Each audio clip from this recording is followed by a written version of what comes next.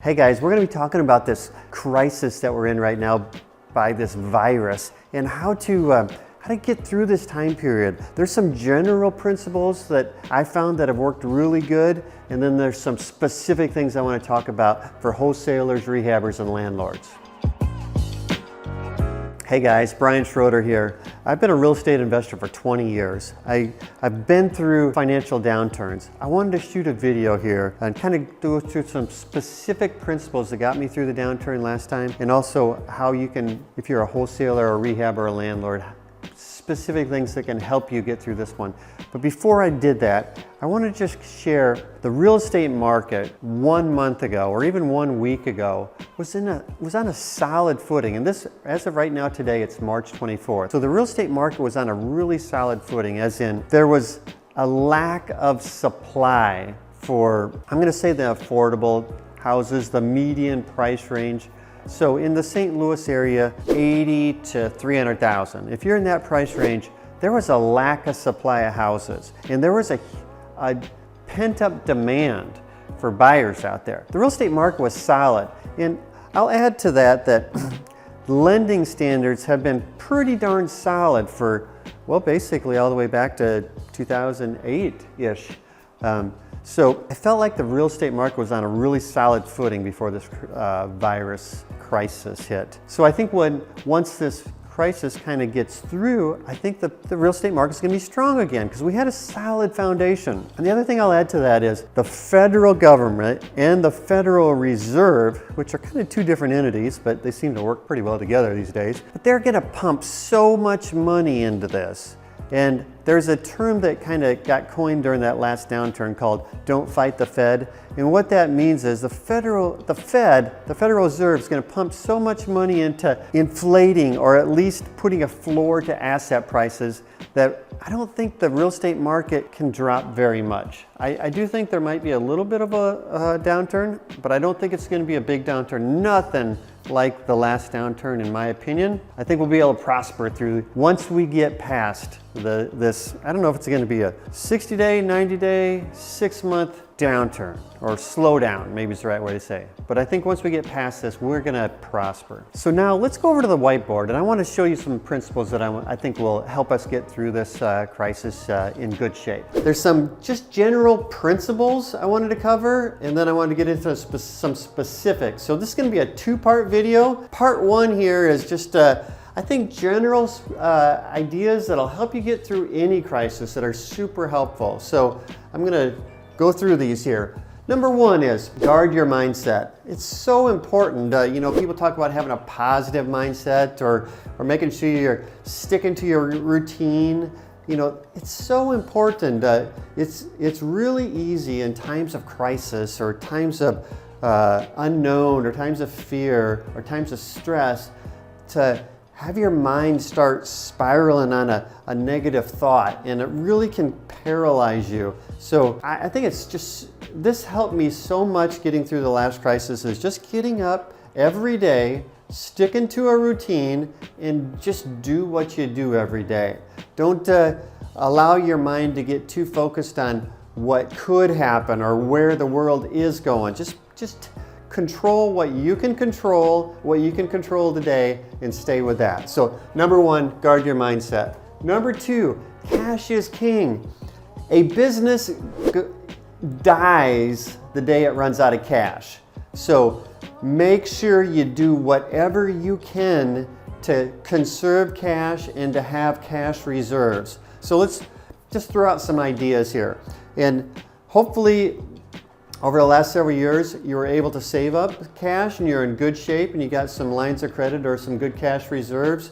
But if not, there's still things that you can do right now. If you have a rental portfolio, you can do a cash out refi. Now's a great time to do that. I think banks are still going to be lending here for a little while. I don't know what's going to happen long term, but I feel confident that this crisis is different than the last one. And I think banks are still going to be there. So if you can do a cash out refi, I would, just to get some cash in your pocket.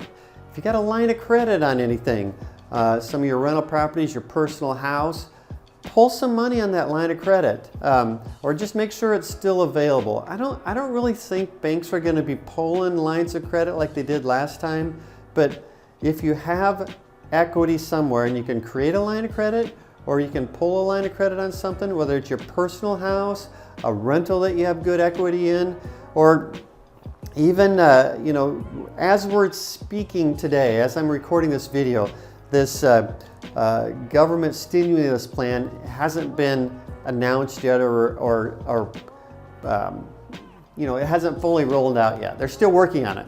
I suspect they're going to have some opportunities in there through the, I don't know if it's going to be through the SBA or your local bank, for you to draw on a business line of credit. So if it's available and it's not too, I don't know, if there's not too many strings attached, I would do it. So just make sure you got plenty of reserves, because cash is king during times of crisis. All right, next one is stay in your niche. So when you're staying in your niche, what I mean by that is stick with what you're really good at. This is not the time to come up with a new idea, or buy a house outside of your comfort zone. If there's an area of town you know real well, or a type of property you know real well, stick with that. So I'll just give you a quick example. In our buy and rehabbing business, what we're really good at is cosmetic rehabs, so rehabs of about $30,000 or less, usually kitchens, baths, flooring, paint, stuff like that. In price range of, let's say, $100,000 to $300,000. That's kind of our sweet spot. And houses that were built in like the 1960s and later. We don't like the real old stuff. So that's our niche. That's what we're really good at here in the St. Louis area. So that's what we stick with in times like this. So stay with your niche, whatever that is for you. Reduce any unnecessary expenses. This is not the time to be, I don't know, doing new and unusual marketing techniques, or spending extra money in your business, or even in your personal life. Go look through your P&L, your profit and loss statement for your business, and look to see if there's any expenses that you can cut right now. If you're in your personal life, same deal. If there's any way you can save money, cut some expenses right now, now is the time to do that. So reduce any unnecessary expenses you have. And lastly, over communicate. You know, this is so important that you're communicating really well with, whether it's subcontractors, or title companies, or lenders, or your sellers for that matter, or buyers if you're selling houses to buyers, you know. So especially, let me go back to sellers for a sec. Right now is so important to go back and follow up with anybody that you have in your pipeline, or somebody maybe even that told you they weren't ready 6 months ago, or 3 months ago, or even a month ago, how fast this is changing. Go back and communicate more with them, see if there's a chance that you can bring that deal back to life. So bottom line is, over communicate when times of crisis. So, all right guys, on this part of the video, we're going to be talking about specific things that you should be doing right now if you're a wholesaler, a rehabber, or a landlord doing the BRRRR method. Let's start with wholesalers. Obviously, if you're a wholesaler and you want to continue to buy in houses in this time, you have to keep up with your marketing. So it's important to figure out what the balance there is. I've found, you know, even up to today, we're still getting leads coming in from our marketing several weeks into this crisis. The leads still come in, and I look back at the last financial crisis, we had leads coming in through the whole time. So keep up with your marketing, be smart with your marketing budget, but you got to keep up with your marketing to keep leads coming in. Number 2, make sure that you have a good inspection clause in your contract. So right now, I think it's super important to have a really good inspection clause in there to make sure that you're not locked into any deals if you can't find a good buyer for the deal. But I also think it's super important for you to really communicate well with your sellers. Make sure that they know what you're doing, make sure that they know that inspection clause is in there. And I've found that as long as you set it up properly and you communicate properly with your sellers, they're fine with it. So just make sure at this point you're getting that inspection clause in there so you're not locked into any deals if you don't find a good buyer for it. but also make sure you're communicating with your seller so there's no misunderstandings about what's going on. Lastly, for wholesalers, make sure you're working with solid buyers. At this time, it's more important than ever that the buyers that you're working with are solid. They're going to be able to close. They're going to have financing that's solid, because lenders are pulling back right now. Some lenders, hard money lenders, some local banks, some private lenders are getting cold feet right now. So make sure whoever you're working with, those buyers are really solid, so they're going to be able to close your deal when you get to the closing table. So that's for wholesalers. Rehabbers, what is super important right now is to be communicating with your lenders, whether they're banks, hard money lenders, or private money that you've worked with over the years. Make sure you're communicating with them, letting them know what you're doing, how the market is. Be honest, don't be trying to sugarcoat anything. They'll know. So, but if you really communicate with them, make them understand how your business is doing, what you are doing specifically. I found through the last crisis, most of my lenders stuck with me, and they really appreciated it for that extra communication. Be conservative with your offers right now, because if you're a rehabber, you need to know what that house is going to sell for 3, 4, 5, 6 months from now, after you get it bought, get it fixed up, and get it on the market. Right now, in times like this, we don't really know what houses are going to be selling for, what the market's going to be like a few months down the road. Houses are still selling good today, but we're still early in this crisis. I think it's still going to get worse here over the next couple months. So I suspect that houses are going to be selling for less 2, 3, 4, 5 months from now than they are right now today. So when you're making your offers on your houses and you're looking at comps, you're looking at your ARV, I would back that down, or more importantly, depending how you're doing your offers, if you're buying at, like, say you're buying at 75% of ARV minus repairs, back that down to 70%. If you're buying at 70%, back it down to 65%, whatever it is, but be conservative on your offers, because we don't know what these houses are going to be selling for a few months from now. They may be selling for less than they are today. Another thing that's super important for rehabbers right now is to stay within your niche. Stay with what you understand, what you're comfortable with.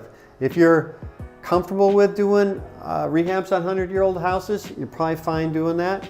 But if you're typically doing houses that were built in the 60s and 70s and 80s, and all of a sudden you get a deal that seems like a great deal on a 100-year-old house on a part of town that you don't know quite so well, don't do that right now. Stick with what you know right now. That's super important if you're a rehabber.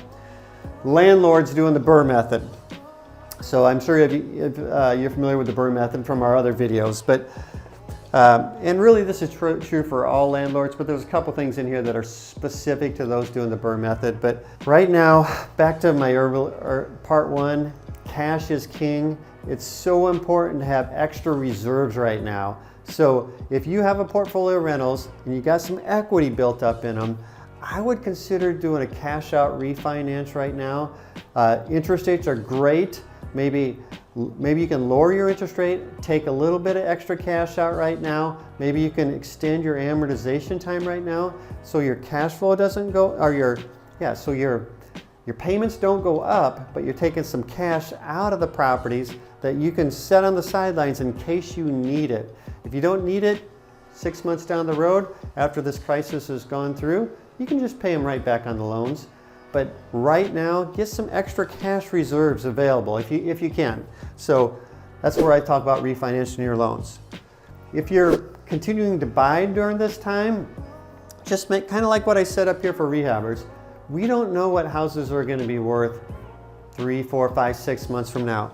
If you're buying the houses now, rehabbing it, getting it spruced up nice, putting a tenant in it with the intention of refinancing and getting your money back in 4, 5, 6 months, just be conservative on your offers, because we don't know for sure what that house is going to be worth. It might be worth a little less a few months down the road than it is now. So I don't think this is a good time to be aggressively buying yet. 6 months from now it might be, but right now I don't think it's a good time to be aggressively buying yet, unless you get a really good deal, a better deal than you would have got a month ago. Lastly, over-communicate with your tenants. We're in a time here where in St. Louis here, we can't, the eviction courts have closed down. We can't, and I think actually nationwide there's a moratorium on evictions here for the next, I don't know how long it is, 30 days, 60 days, I'm not even sure. But bottom line is, you gotta over-communicate with your tenants. Some of them may be losing their jobs. Some of them may be struggling to pay their rent over the next couple months. Put some processes in place so your tenants know what they should be doing. We've been sending out letters to all of our tenants, letting them know the rules of the road right now. We expect all of our tenants to pay their rent on time. If they are unable to because of a job loss or something else due to this virus, we'll waive their late fees and we'll work out a repayment plan. But we only do that if they communicate with us in writing. So it's super important for you to be communicating with your tenants in order for them to be communicating to you and kind of knowing what their expectations are. So those are just some tips on whether you're a wholesaler, a rehabber, or a landlord, what I would be doing right now. So if you enjoyed this video, I'd love for you to subscribe so you see our videos in the future, and also to comment below what was your favorite thing that you learned, or another tip or strategy you think we should be doing right now in this time.